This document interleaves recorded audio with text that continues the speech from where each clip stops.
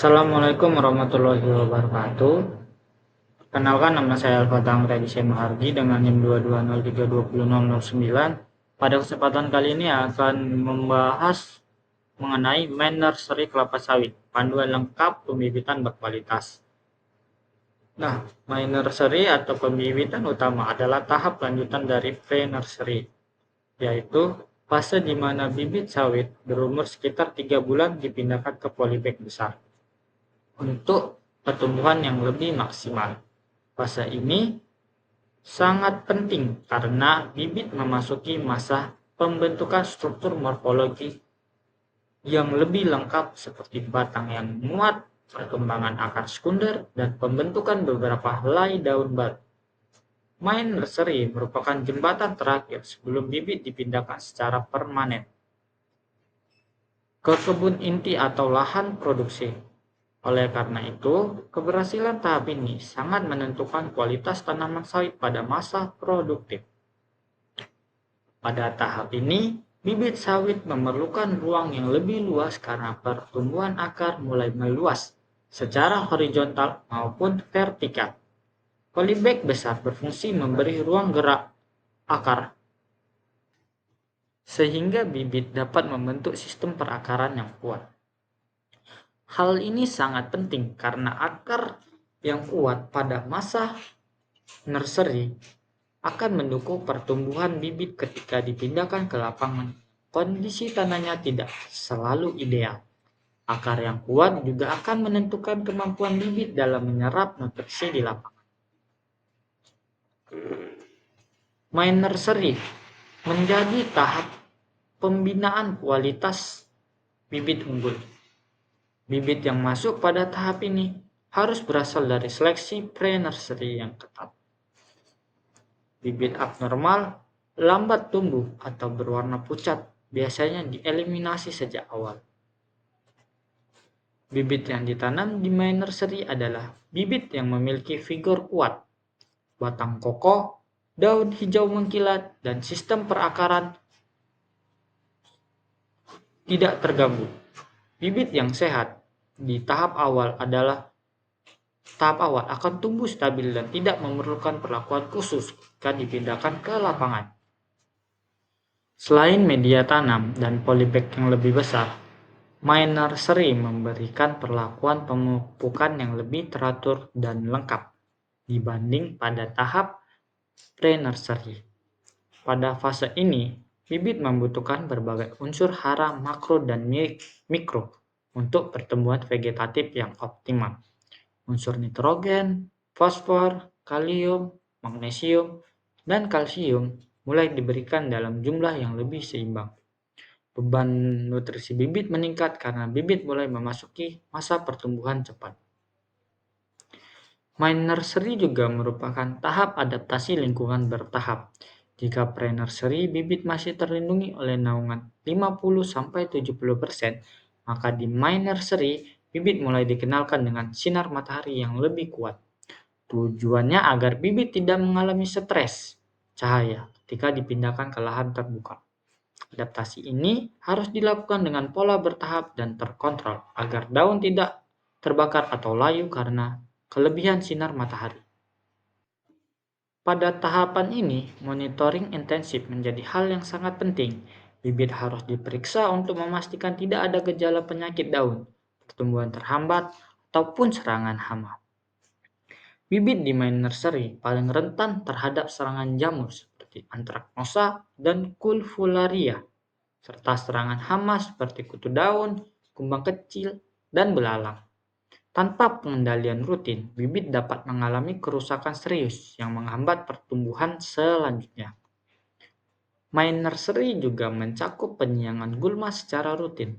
Gulma bersaing merebut air, nutrisi, dan cahaya dari bibit sawit. Jika gulma tidak dikendalikan, bibit akan tumbuh kerdil dan tidak mampu tampil optimal. Fase main nursery merupakan fase intensif di mana gulma dapat tumbuh cepat terutama pada musim hujan.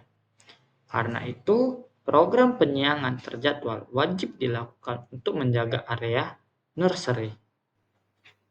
Penataan polybag dalam main nursery harus mengikuti pola segitiga sama sisi. atau mata lima, bukan pola baris lurus seperti di banyak nursery sederhana. Pola ini dirancang agar bibit mendapat distribusi cahaya yang merata dari seluruh arah dan memudahkan pemantauan hama, penyakit, serta pemupukan. Pengaturan jarak tanam yang ideal pada main nursery memiliki dampak signifikan terhadap keseragaman pertumbuhan bibit. Fungsi utama main nursery adalah menghasilkan bibit yang siap tanam di lapangan.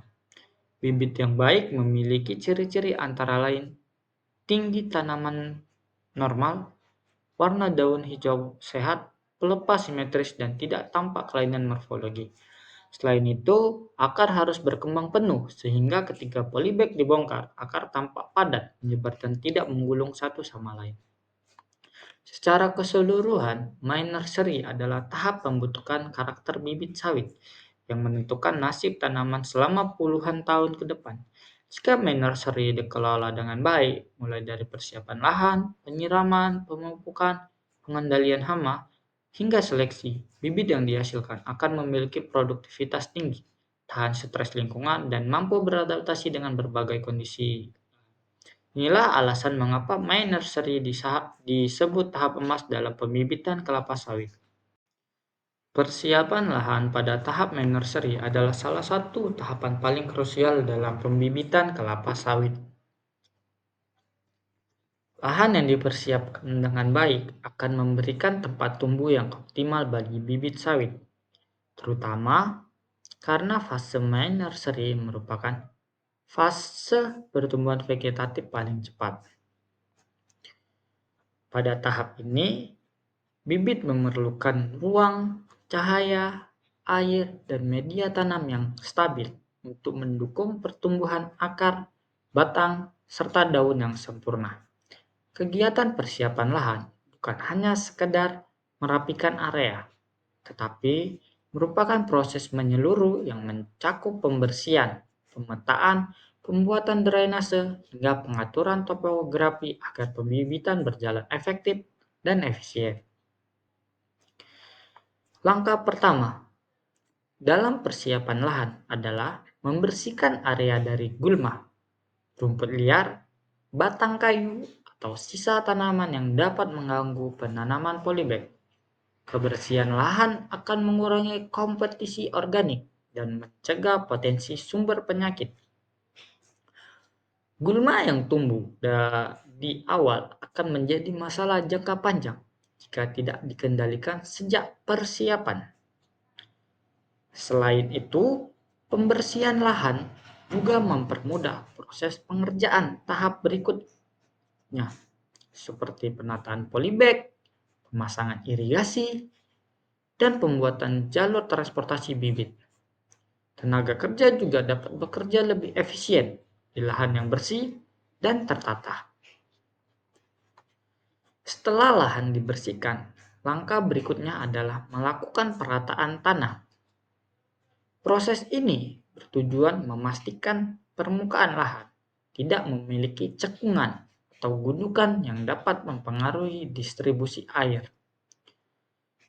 Area yang tidak rata berpotensi menimbulkan genangan air saat hujan, yang sangat berbahaya bagi bibit sawit. Genangan dapat menyebabkan akar kekurangan oksigen, mempercepat pertumbuhan jamur, penyebab penyakit, dan mengganggu proses pemupukan karena nutrisi larut tidak merata. Perataan biasanya dilakukan dengan cangkul, traktor mini, ataupun alat mekanis tergantung skala pembibitannya.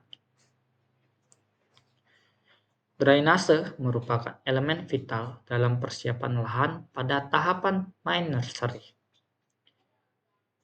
Saluran drainase yang baik memastikan bahwa air hujan yang berlebihan dapat dialirkan keluar dari area pembibitan dengan cepat. Bibit sawit membutuhkan media yang lembab, bukan tergenang. Oleh karena itu, pembuatan parit kecil di sepanjang batas nursery menjadi sebuah keharusan. Parit ini berfungsi menampung dan mengalirkan air ke titik pembuangan tanpa membanjiri area bibit. Pada pembibitan besar, sistem drainase biasanya dibuat dalam beberapa tingkatan: drainase utama, drainase sekunder, dan drainase tersier yang mengarahkan aliran air secara berjenjang. Aspek penting lainnya adalah menentukan arah barisan atau blok lahan. Dalam main nursery, penataan lahan biasanya mengikuti pola blok-blok yang memudahkan pemeliharaan. Setiap blok memiliki jalur akses untuk pekerja, tempat peletakan polybag, area pemupukan, serta jalur penyiraman. Penataan blok ini berperan dalam efisiensi kerja. Ketika pekerja memupuk, menyiram, atau memindahkan bibit, mereka membutuhkan jalur yang jelas agar tidak menginjak bibit atau memindahkan polybag secara tidak sengaja. Penataan blok inilah yang membuat pembibitan berskala besar berjalan rapi dan terstruktur. Setelah blok ditentukan, langkah berikutnya adalah pemasangan naungan atau jika diperlukan. Pada umur awal main nursery, sebagian kebun menggunakan naungan paranet tipis untuk melindungi bibit dari intensitas matahari berlebih, terutama jika bibit baru dipindahkan dari pre-nursery. Namun, penggunaan naungan bersifat opsional dan tergantung kondisi lahan.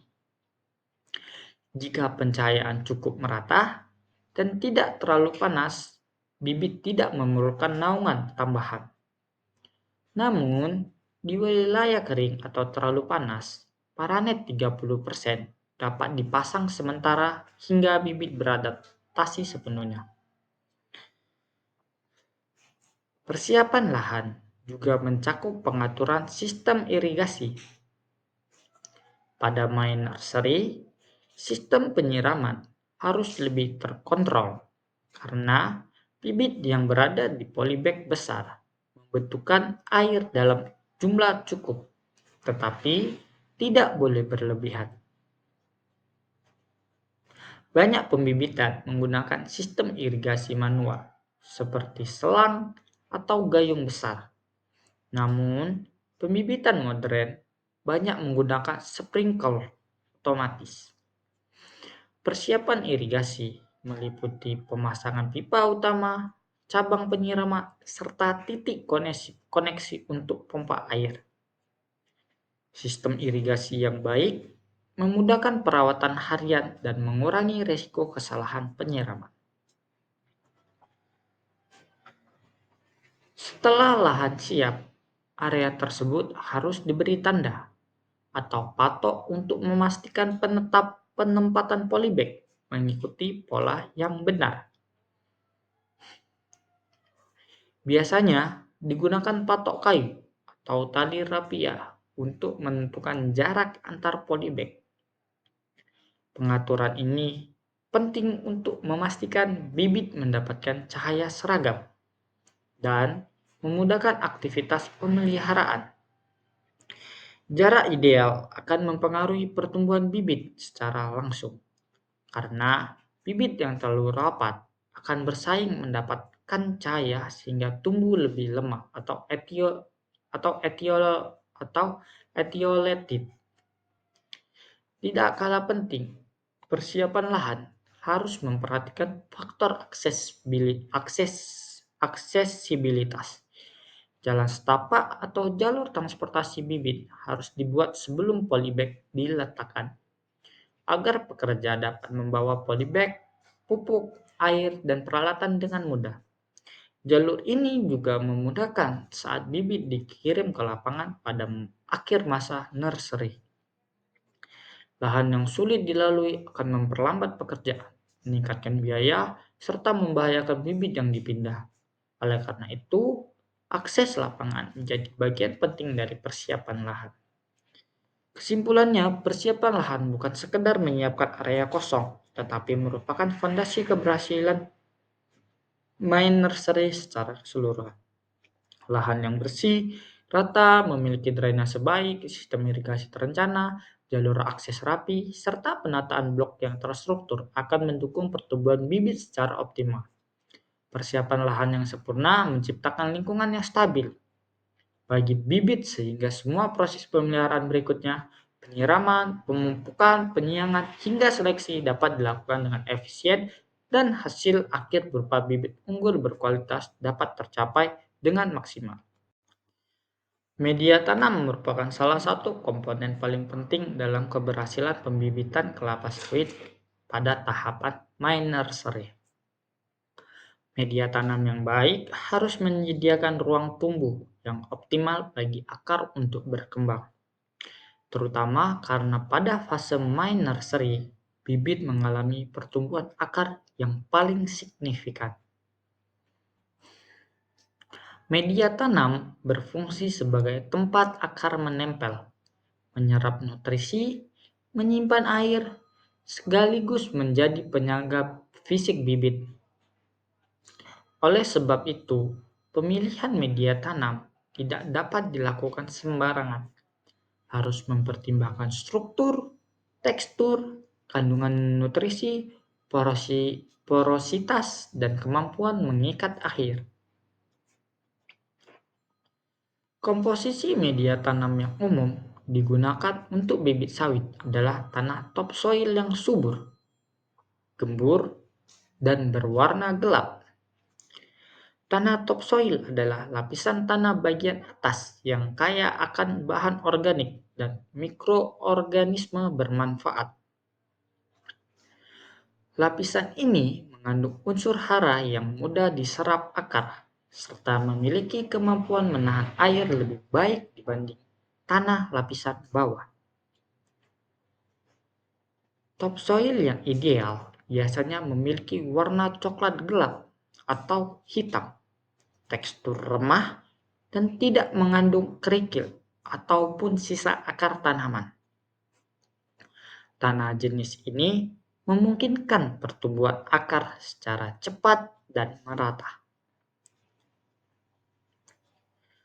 Media tanam yang baik harus memiliki keseimbangan antara porositas dan kapasitas dalam menahan air. Porositas penting agar media tidak mudah memadat sehingga akar dapat bernapas. Sistem perakaran kelapa sawit membutuhkan oksigen dalam jumlah cukup agar pertumbuhan akar primer dan sekunder berlangsung optimal. Jika media terlalu padat, oksigen sulit masuk, akar akan kekurangan udara, dan pertumbuhan bibit menjadi lambat. Sebaliknya, media yang terlalu berpori akan cepat kering dan membuat bibit kekurangan air. Inilah mengapa keseimbangan tekstur menjadi aspek penting dalam penyusunan media tanam. Sebelum digunakan,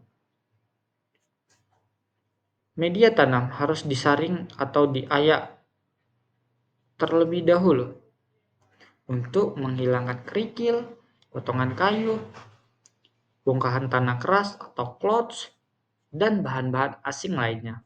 Penyaringan ini bertujuan memastikan akar bibit memiliki ruang tumbuh yang halus dan merata, tanpa hambatan fisik.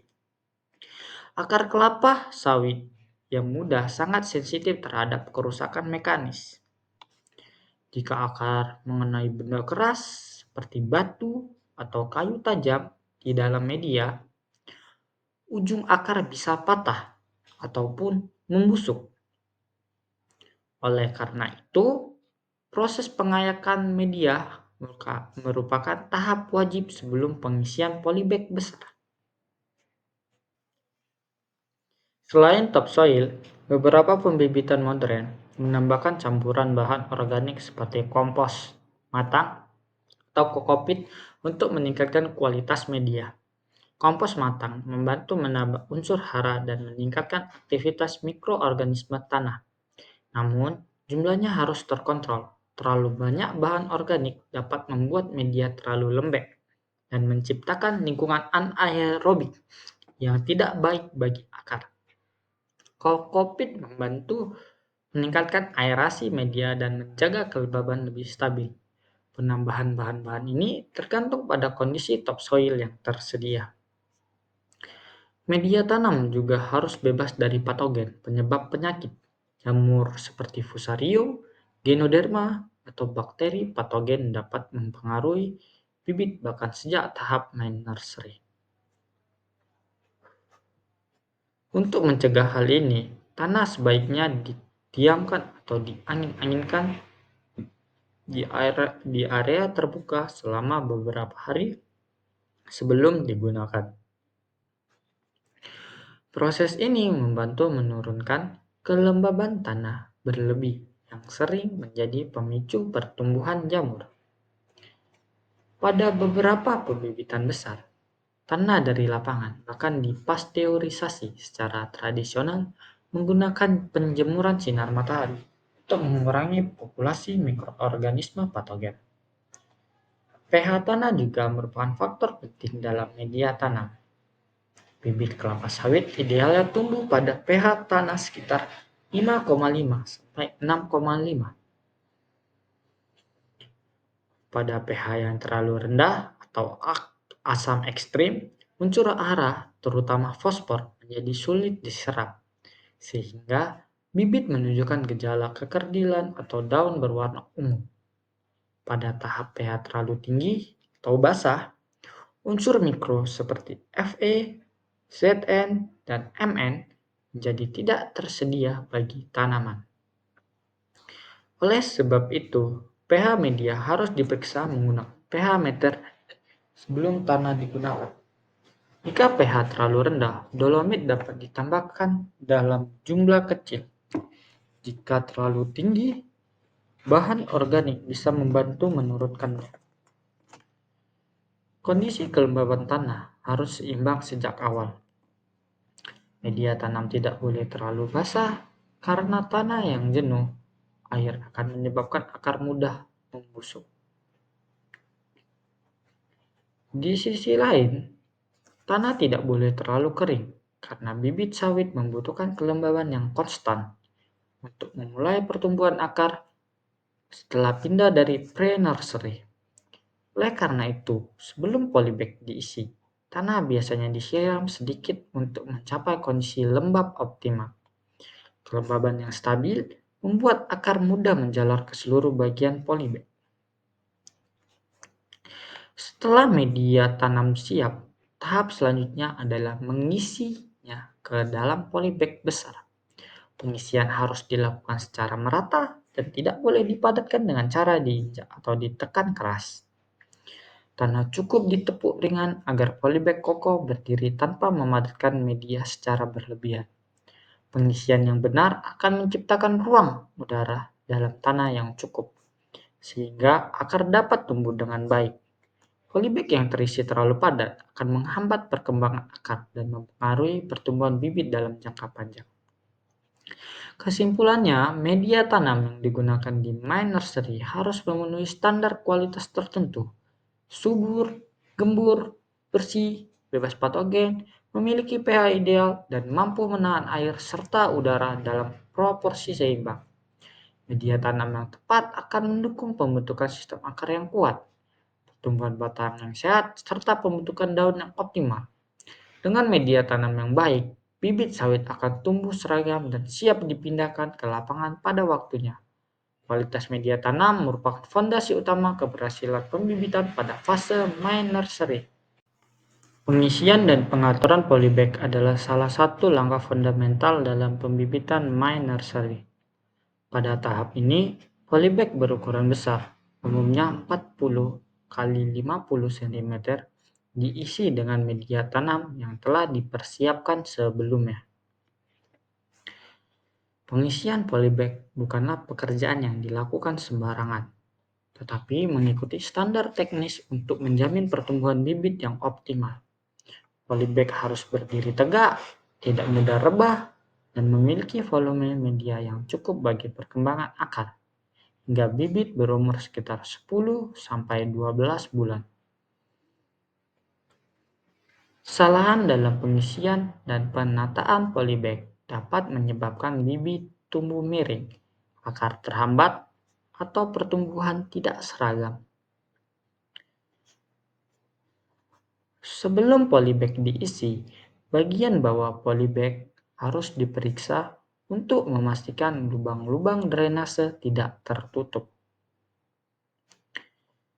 Lubang drainase ini berfungsi mengeluarkan kelebihan air agar media tanam tidak mengalami kondisi jenuh air. Polybag sawit umumnya memiliki beberapa lubang di bagian bawah dan samping bawah. Jika lubang tersumbat, air dapat mengendap, sehingga menyebabkan akar kekurangan oksigen dan beresiko membusuk. Oleh karena itu, pemeriksaan lubang drainase merupakan langkah awal yang wajib dilakukan sebelum melakukan pengisian polybag. Pengisian tanah ke polybag harus dilakukan dengan hati-hati dan tidak boleh memadatkan media tanam secara berlebihan. Tanah dimasukkan bertahap dan diratakan secara perlahan menggunakan tangan ataupun alat kecil. Pengisian tidak boleh dilakukan dengan cara diinjak atau ditekan keras, karena hal tersebut akan merusak struktur tanah dan menghambat porositas. Media tanam harus tetap dalam kondisi gembur agar akar bibit dapat tumbuh lancar dan berkembang ke berbagai arah.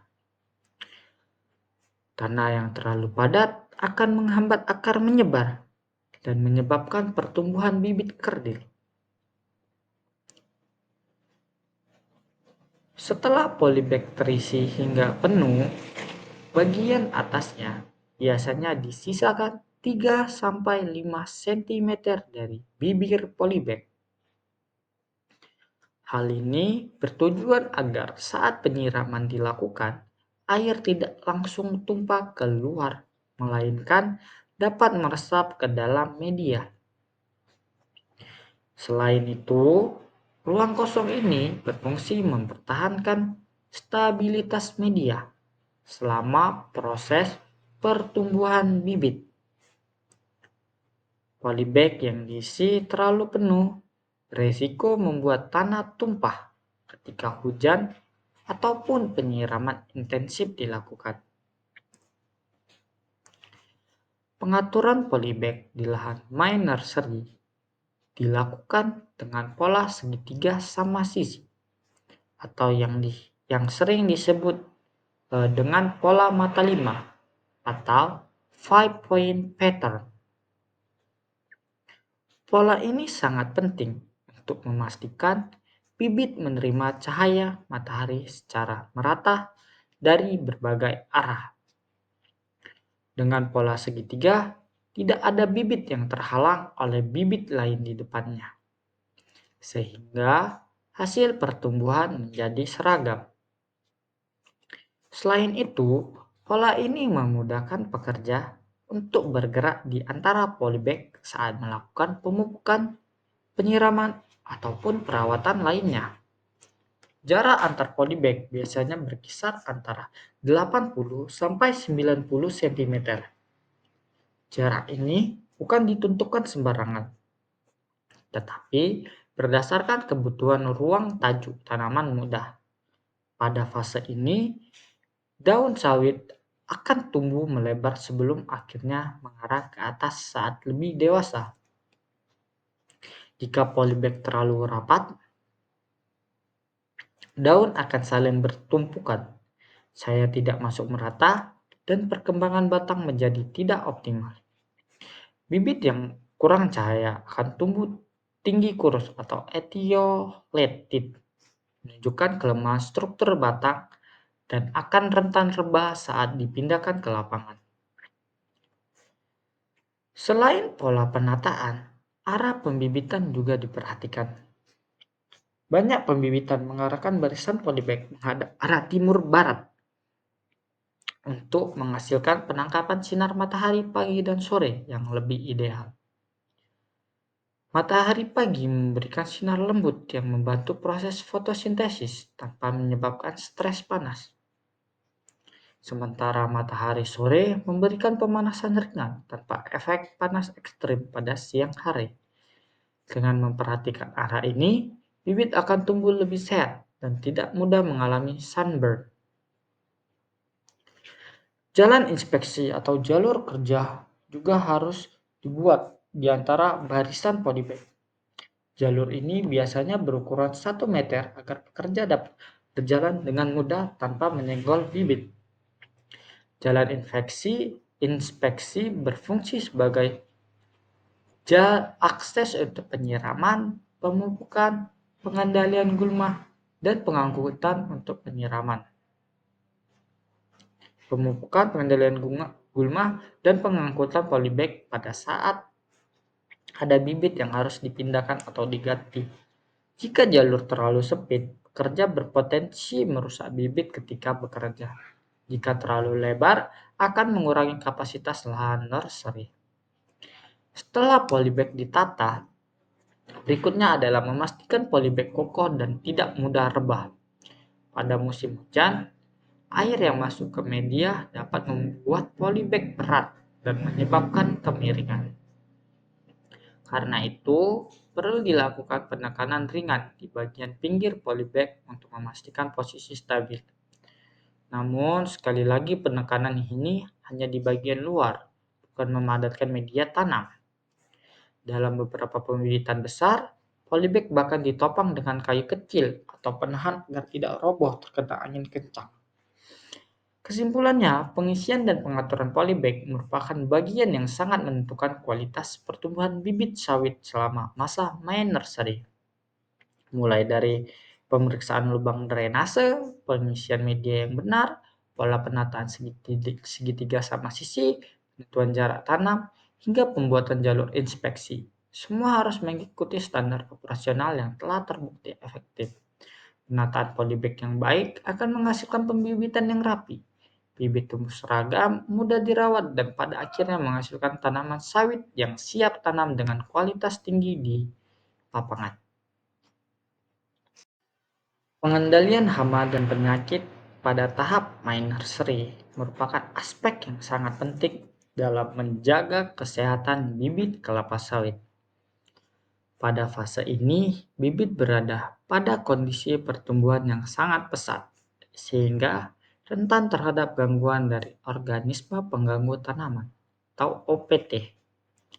Hama seperti ulat kumbang, kutu daun, hingga tikus dapat merusak daun, batang, atau akar bibit. Sementara itu, penyakit seperti jamur antraknosa, bercak daun, dan busuk akar dapat menyebar dengan cepat pada kondisi lembab. Oleh sebab itu, pengendalian harus dilakukan secara terencana, bertahap, dan konsisten agar bibit tetap tumbuh optimal. Langkah pertama dalam pengendalian hama dan penyakit adalah melakukan monitoring atau pengamatan rutin. Pengamatan dilakukan minimal 2 kali seminggu. Namun, pada musim hujan dapat ditingkatkan menjadi setiap hari karena tingginya risiko serangan jamur. Monitoring bertujuan mendeteksi dini setiap kelainan pada bibit seperti daun yang menguning, bercak hitam, pelepah layu, akar busuk, atau adanya hama yang menempel pada daun. Semakin cepat gejala ditemukan, semakin mudah pula penanganannya.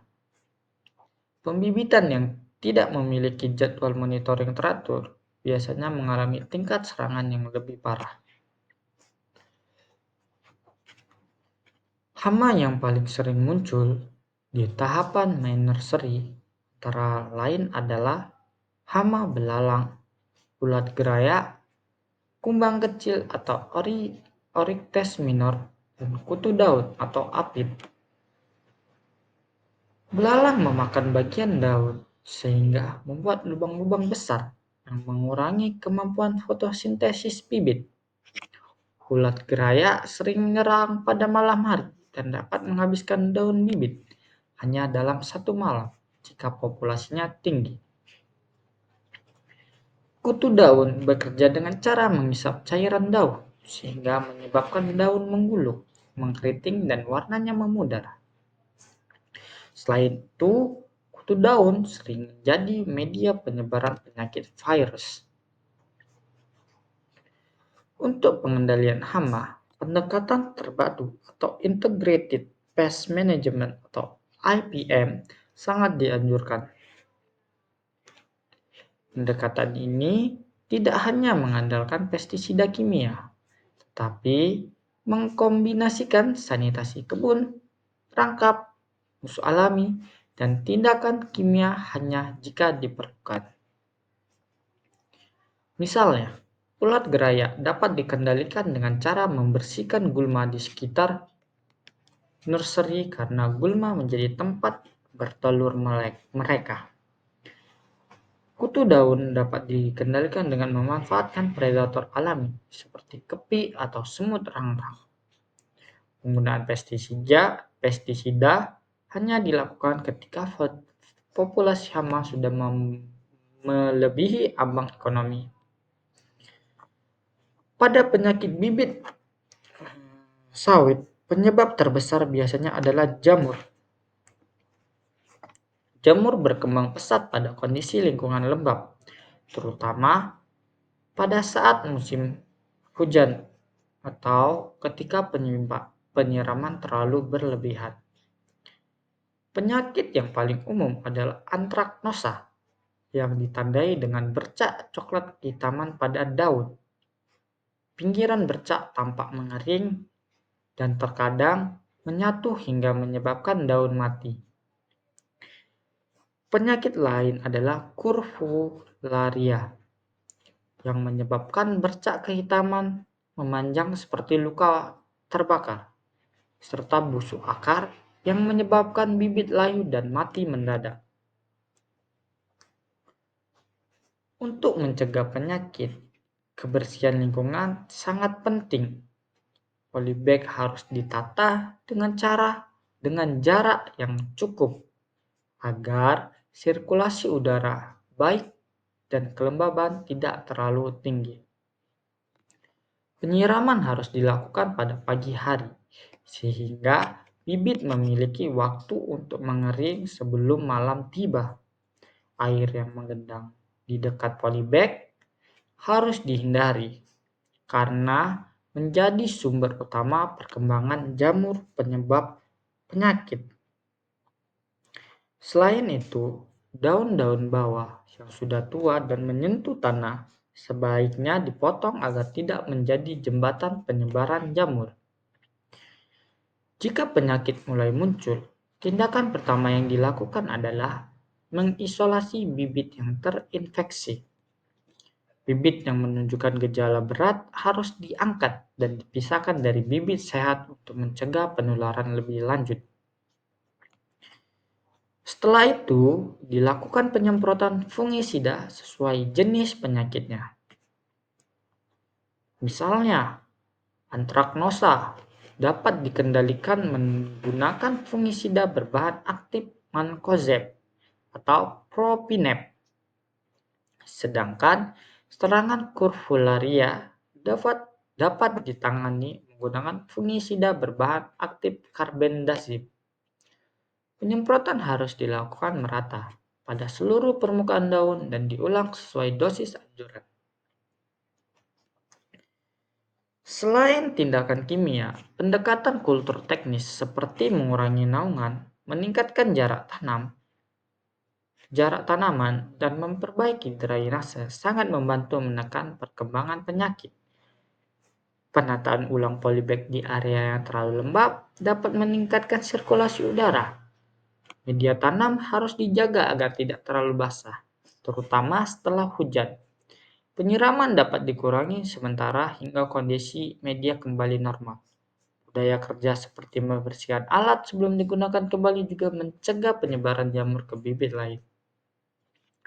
Dalam pengendalian hama dan penyakit di My Nursery, pencatatan atau dokumentasi sangat penting. Setiap temuan serangan harus dicatat lengkap meliputi jenis hama atau penyakit, jumlah bibit yang terserang, lokasi serangan, tindakan perbaikan yang telah dilakukan, dan hasilnya. Data ini sangat berguna untuk evaluasi, terutama jika terjadi serangan yang berulang. Dengan data yang terstruktur, manajemen dapat menentukan strategi yang lebih efektif pada musim berikutnya. Catatan juga membantu mengidentifikasi pola serangan berdasarkan waktu, cuaca, dan kondisi lingkungan. Pengendalian hama dan penyakit dalam My Nursery merupakan langkah kunci yang menentukan kualitas bibit hingga siap tanam. Pengendalian harus dilakukan secara terpadu, melalui monitoring rutin, kebersihan lingkungan, sanitasi gulma, pemeliharaan drainase, dan penggunaan pestisida secara bijak. Bibit yang sehat selama di nursery akan tumbuh lebih kuat, tahan stres lingkungan, dan memiliki produktivitas tinggi ketika dipindahkan ke lapangan. Pengendalian yang baik merupakan investasi jangka panjang bagi keberhasilan produksi kelapa sawit. Penyiangan gulma merupakan salah satu kegiatan penting dalam pengelolaan My Nursery, karena gulma dapat menjadi pesaing utama bibit kelapa sawit dalam memperoleh unsur hara, cahaya, dan air. Pada tahap My Nursery, bibit sawit sedang berada dalam fase pertumbuhan vegetatif yang cepat, sehingga membutuhkan asupan nutrisi dan cahaya secara maksimal. Gulma yang tumbuh di sekitar polybag dapat menghambat pertumbuhan bibit karena menyerap nutrisi terlebih dahulu, terutama nitrogen dan kalium. Jika tidak dikendalikan sejak awal, kehadiran gulma dapat menyebabkan bibit tumbuh kerdil, pucat, dan tidak seragam. Pada lingkungan pembibitan, gulma biasanya tumbuh subur karena tersedianya air yang cukup, tanah yang subur, serta kelembapan yang stabil akibat penyiraman rutin. Kondisi tersebut memberikan lingkungan yang sangat ideal bagi berbagai jenis gulma, seperti rumput teki atau Cyperus rotundus, rumput gajah mini, gulma berdaun lebar, hingga semak kecil. Gulma jenis teki merupakan salah satu yang paling sulit dikendalikan karena akarnya berupa umbi kecil yang dapat tumbuh kembali meskipun bagian atasnya telah dicabut. Kehadiran gulma ini harus ditangani secara serius dengan teknik penyiangan yang tepat. Penyiangan gulma bertujuan untuk menghilangkan kompetisi antara gulma dan bibit sawit, tetapi juga berfungsi mencegah berkembangnya hama dan penyakit. Banyak hama seperti ulat, belalang, atau kumbang kecil menjadikan gulma sebagai tempat bertelur sebelum menyerang bibit. Gulma yang rimbun juga menciptakan lingkungan yang lembab dan teduh yang sangat disukai patogen jamur seperti Pythium, Rhizoctonium, dan Fusarium. Dengan mengendalikan gulma, bekerja secara tidak langsung mencegah munculnya gangguan organisme berbahaya di nursery. Metode penyiangan gulma yang paling umum digunakan adalah penyiangan manual menggunakan tangan ataupun alat kecil seperti cangkul mini dan sabit kecil. Penyiangan manual sangat efektif pada pembibitan karena dapat dilakukan secara detail tanpa merusak polybag. Penyiangan dilakukan dengan cara mencabut gulma hingga ke akarnya, bukan hanya memotong bagian atasnya. Hal ini penting untuk mencegah pertumbuhan ulang. Pada gulma berakar kuat, pencabutan harus dilakukan dengan hati-hati agar tidak merusak polybag atau memindahkan posisi polybag secara tidak sengaja. Selain penyiangan manual, metode menggunakan mulsa organik juga mulai banyak diterapkan. Mulsa seperti serbuk kayu, jerami, atau pelepah kering ditempatkan di permukaan tanah di sekitar polybag untuk menghambat pertumbuhan gulma. Mulsa menghalangi cahaya matahari masuk ke permukaan tanah sehingga biji gulma tidak dapat berkecambah. Selain itu, mulsa membantu menjaga kelembapan media tanam dan mengurangi frekuensi penyiraman. Penggunaan mulsa merupakan metode ramah lingkungan yang sekaligus mendukung efisiensi pemeliharaan.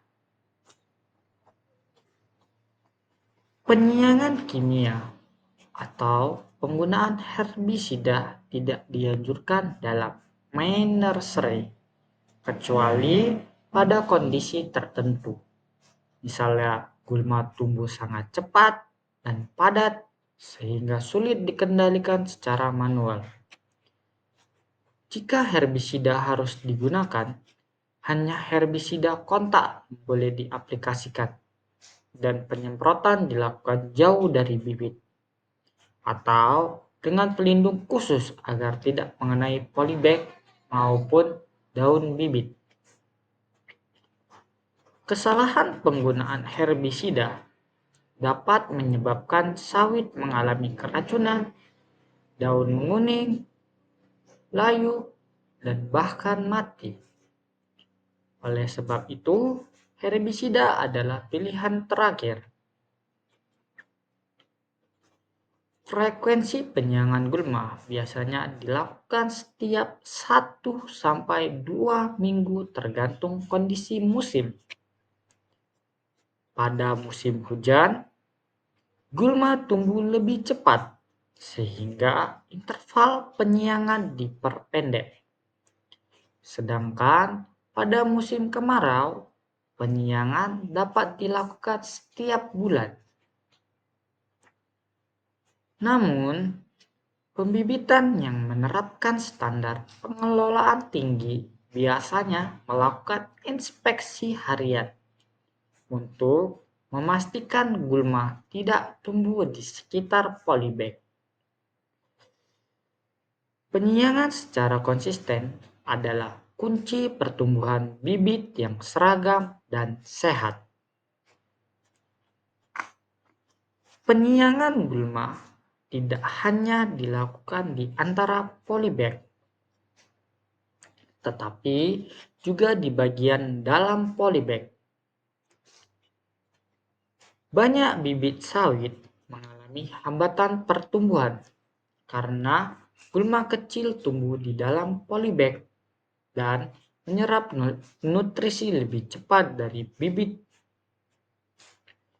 Gulma kecil seperti semai rumput teki bisa tumbuh dari potongan akar kecil yang terbawa saat pengisian media tanam. Oleh karena itu, pemeriksaan polybag secara rutin sangat penting untuk memastikan tidak ada gulma internal yang tersembunyi. Selain mencabut gulma, proses penyiangan juga harus mempertimbangkan aspek ergonomi kerja agar pekerja tidak mengalami cedera ataupun kelelahan. Pembibitan skala besar biasanya melibatkan puluhan pekerja yang melakukan penyiangan dalam jangka waktu yang lama. Oleh sebab itu, alat yang digunakan harus ringan, tajam, dan mudah dioperasikan. Pelatihan pekerja juga diperlukan untuk memastikan gulma dicabut hingga akar tanpa merusak polybag ataupun bibit. Kegiatan penyiangan yang efisien akan menurunkan biaya pemeliharaan secara keseluruhan. Penyiangan gulma dalam My Nursery merupakan kegiatan yang sangat penting untuk menjaga kesehatan bibit dan mendukung pertumbuhan optimal. Gulma tidak hanya mengganggu estetika pembibitan, tetapi juga menjadi pesaing nutrisi dan sumber hama serta penyakit.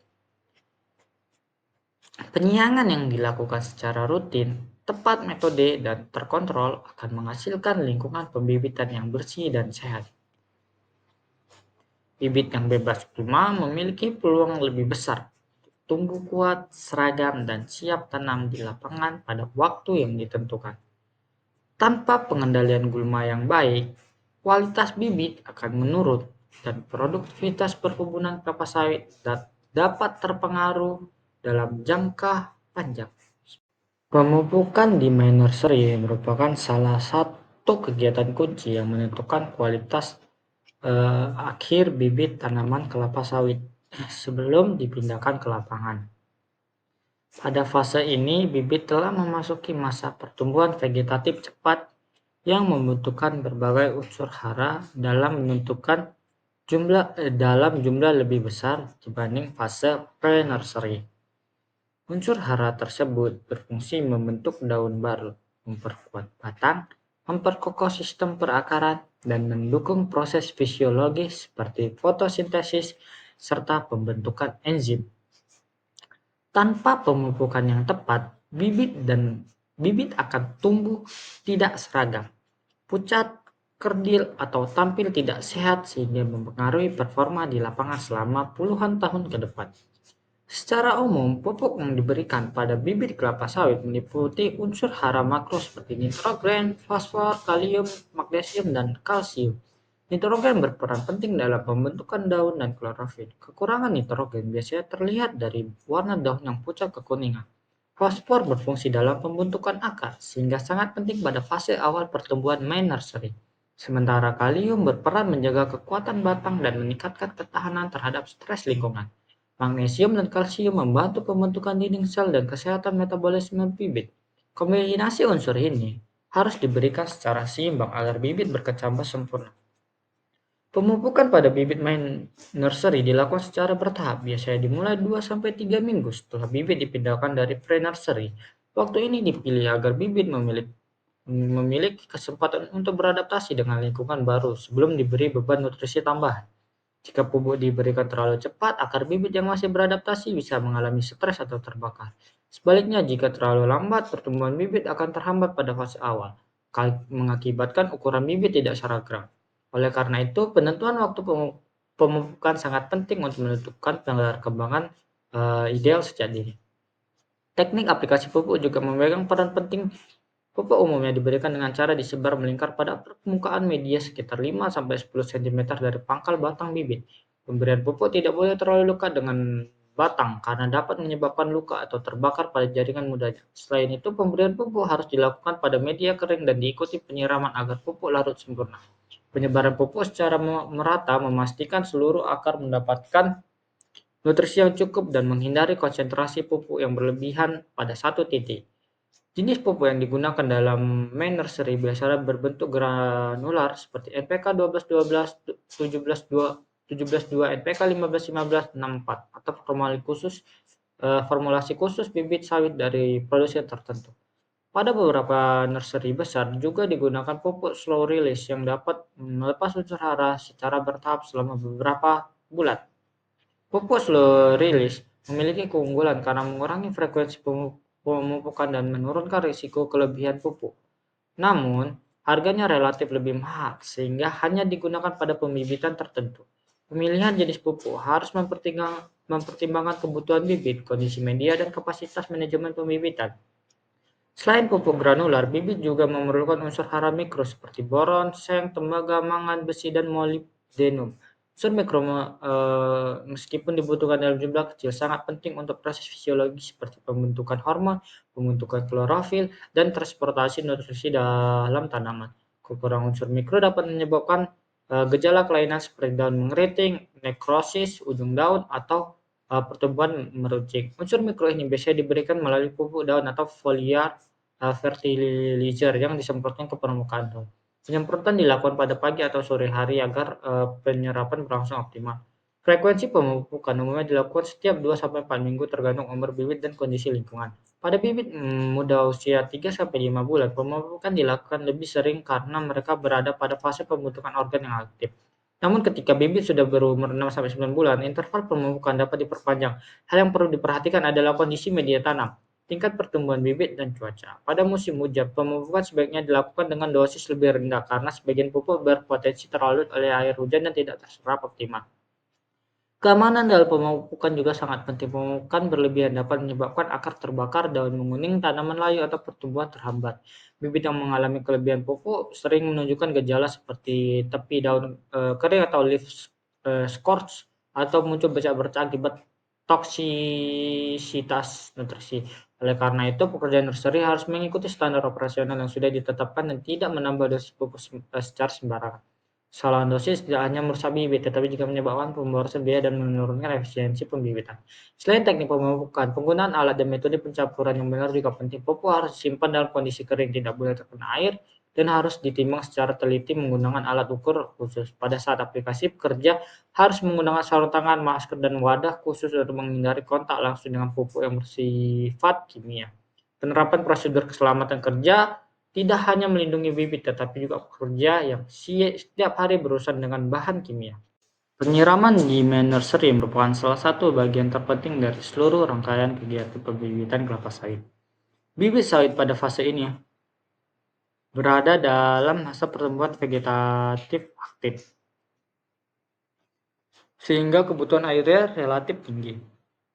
Air berfungsi sebagai media transportasi nutrisi, menjaga turgor sel, mendukung pembentukan daun baru, serta membantu proses fotosintesis. Tanpa penyiraman yang tepat, bibit akan mengalami stres air yang menyebabkan daun menggulung, mengering, atau berubah warna. Kegiatan penyiraman bukan hanya sekedar memberi air, tetapi merupakan proses yang diatur secara ilmiah berdasarkan kebutuhan fisiologis tanaman. Kebutuhan air bibit di my nursery ditentukan oleh beberapa faktor seperti umur bibit, kondisi cuaca, jenis media tanam, tingkat kelembaban lingkungan, dan intensitas sinar matahari. Pada bibit muda usia 3-4 bulan, penyiraman harus lebih sering dilakukan karena akar belum menyebar penuh dalam polybag. Mereka membutuhkan media dengan kelembaban stabil untuk merangsang perkembangan akar. Sementara pada bibit yang telah berumur 6 bulan atau lebih, penyiraman dapat dikurangi karena sistem perakaran sudah lebih kuat. Pengaturan kebutuhan air yang sesuai dengan umur bibit merupakan dasar manajemen penyiraman yang efektif. Teknik penyiraman yang baik adalah penyiraman yang merata di seluruh bagian media tanam, bukan hanya di permukaan. Penyiraman harus dilakukan hingga air mencapai lapisan bawah polybag agar akar mendapatkan suplai kelembaban secara menyeluruh. Penyiraman setengah-setengah hanya membasahi bagian atas dan menyebabkan akar bergerak ke permukaan, dan justru membuat bibit rentan terhadap kekeringan. Penyiraman yang terlalu kuat juga harus dihindari karena menyebabkan erosi media, menyingkap akar, atau bahkan merusak struktur polybag. Waktu penyiraman yang ideal pada pagi hari antara pukul 7-10 dan pada sore hari antara pukul 3-5. Penyiraman pada pagi hari membantu bibit mempersiapkan diri menghadapi suhu siang yang lebih tinggi, sedangkan penyiraman sore hari mengembalikan kelembaban media setelah terpaan panas seharian. Penyiraman pada siang hari tidak direkomendasikan karena air yang disiram pada daun akan menguap dengan cepat dan berpotensi menimbulkan bercak terbakar akibat efek lensa dari tetesan air di bawah sinar matahari. Frekuensi penyiraman biasanya dilakukan sekali hingga 2 kali sehari tergantung musim. Pada musim kemarau, bibit membutuhkan air lebih banyak sehingga penyiraman 2 kali sehari sering dilakukan. Sedangkan pada musim hujan, penyiraman bisa dikurangi atau bahkan dihentikan jika media masih lembab.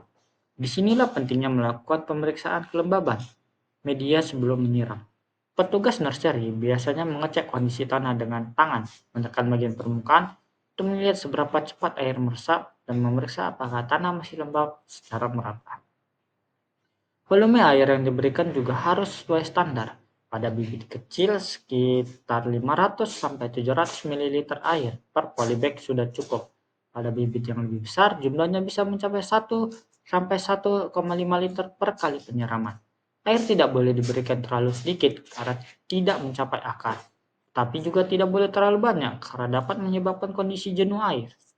Media yang terlalu basah dapat memicu berkembangnya jamur dan menyebabkan akar busuk. Oleh karena itu, keseimbangan antara kebutuhan air dan kondisi media harus dijaga secara cermat setiap hari. Sumber air yang digunakan harus diperhatikan. Air yang baik untuk penyiraman adalah air yang bersih yang tidak tercemar bahan kimia, limbah, minyak, atau memiliki tingkat salinitas tinggi. Air yang terlalu asam atau terlalu basah juga tidak cocok digunakan. Air dari sungai yang keruh sebaiknya disaring terlebih dahulu. Air sumur atau air hujan bisa menjadi pilihan baik jika kualitasnya stabil. Kualitas air sangat memengaruhi penyerapan nutrisi dan kesehatan akar bibit sehingga pemeriksaan berkala sangat dianjurkan. Di banyak pembibitan modern, penyiraman dilakukan menggunakan sprinkler otomatis. Sistem ini memungkinkan penyiraman dilakukan dengan intensitas merata tanpa tenaga kerja yang banyak. Keuntungan sprinkler adalah kemampuan menyiram area luas dengan cepat dan efisien. Namun sistem ini juga memiliki kekurangan. Jika tekanan air terlalu tinggi, bibit dapat rebah atau media tererosi. Selain itu, butiran air yang terlalu kasar dapat merusak daun muda. Oleh karena itu, settingan tekanan dan ukuran nozzle harus disesuaikan dengan kebutuhan bibit sawit pada setiap umur. Pada pembibitan tradisional atau skala kecil, penyiraman biasanya dilakukan secara manual menggunakan gembor atau selang dengan nozzle halus. Kelebihan metode manual adalah kontrol yang lebih presisi karena petugas dapat melihat langsung kondisi media dan menyesuaikan. Namun metode ini memerlukan tenaga kerja lebih banyak dan rawan ketidakkonsistenan jika petugas tidak terlatih. Dalam jangka panjang, pembibitan yang menargetkan bibit berkualitas tinggi memerlukan standar operasional penyimpanan yang jelas agar tidak terjadi kesalahan teknis. Simpulannya, penyiraman di main nursery bukan sekedar memberikan air, tetapi sebuah proses penting yang menentukan keberhasilan pembibitan secara keseluruhan. Penyiraman yang tepat waktu, tepat volume, dan tepat metode akan menghasilkan bibit dengan sistem perakaran kuat, daun yang sehat, dan pertumbuhan yang seragam. Sebaliknya, penyiraman yang tidak terkontrol dapat menyebabkan bibit stres, rentan penyakit, dan tidak memenuhi standar bibit siap tanam. Oleh karena itu, manajemen penyiraman yang baik merupakan fondasi utama keberhasilan main nursery dalam menghasilkan bibit kelapa sawit berkualitas tinggi. Main nursery merupakan tahap pembibitan lanjutan yang sangat menentukan kualitas bibit kelapa sawit sebelum ditanam di lapangan. Pada fase ini, bibit membutuhkan media tanam yang subur, polybag besar yang ditata rapi, pengelolaan air yang tepat, serta pemupukan yang teratur untuk mendukung pertumbuhan akar, batang, dan daun secara maksimal. Perawatan intensif seperti penyangan gulma, pengendalian hama dan penyakit, serta monitoring kesehatan bibit wajib dilakukan agar bibit tumbuh seragam dan sehat. Semua kegiatan nursery mulai dari persiapan lahan, pengaturan polybag, pemupukan, penyiraman hingga seleksi bibit bekerja bersama untuk menghasilkan bibit berkualitas tinggi, kuat, dan siap tanam di kebun produksi sehingga dapat memberikan produktivitas optimal dalam jangka panjang. Sekian pemaparan materi dari saya. Assalamualaikum warahmatullahi wabarakatuh.